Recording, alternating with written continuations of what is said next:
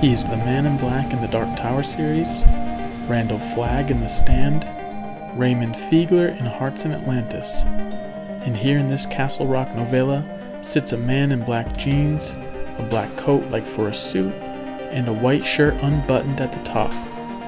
On his head is a small, neat black hat. This is Richard Ferris. He is the only character that makes us turn the page in the same way we anticipate film roles like Hannibal Lecter in The Silence of the Lambs or the Joker from The Dark Knight. Sadly, this character does not appear enough. Richard Ferris is the only one who intrigues us in Gwendy's button box.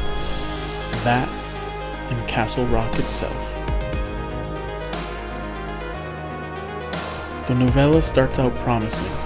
A 12-year-old girl runs the steps known as the suicide stairs because she doesn't want to be made fun of anymore. She sees Richard Ferris sitting on a bench every day this week reading a book. He sparks a conversation.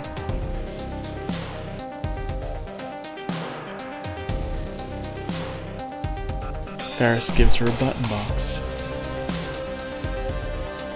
Chapter 1 has a great location, suspense, mystery surrounding what the box is for, and of course, the magic of the Man in Black. Quote, "He couldn't quite get the ending for, so he sent me the first chunk of pages. I think it was about 20-25 pages. Over the course of like 3 or 4 days, I wrote another like 10,000 words. It kinda came just flying out of me. I sent those back to Steve, and that took us to probably about 2/3 of the way through the story. If not, maybe 3/4. And then Steve added a couple thousand words and I worked on the ending. Essentially, we just played ping pong with drafts. It was 30 days from start to finish. Richard Chizmar."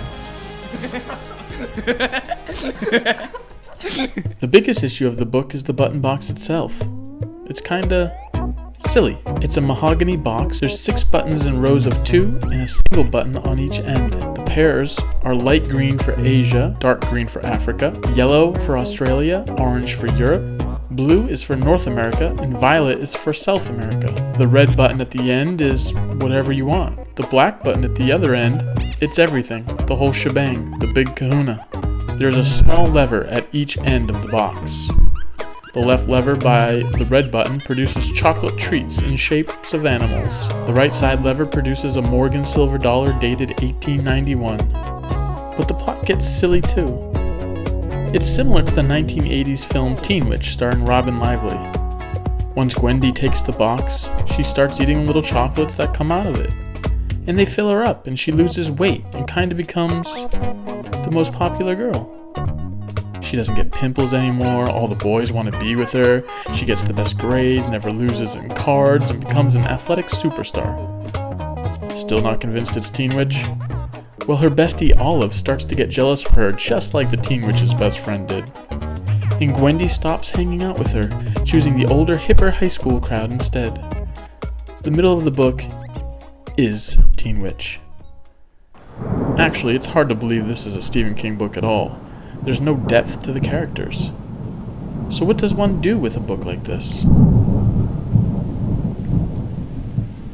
Not much.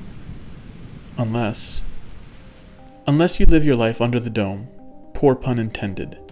Because it is a Castle Rock piece of fiction and does have a Man in Black with the initials RF, the true Stephen King fans will go deeper. They'll read Gravity's Rainbow to see why the authors chose to have Ferris reading this book. They'll research the car dealership that Gwendy's mother works at. Does it appear in any other books? They'll wonder about the boy in a little town called Pescadero, about an hour south of San Francisco, who's going to get the button box next. They'll wonder if this Richard Ferris has anything to do with Judge Richard Ferris from The Stand. The true Stephen King followers should pick it apart and rip it to shreds, finding every single little morsel in the Castle Rock universe.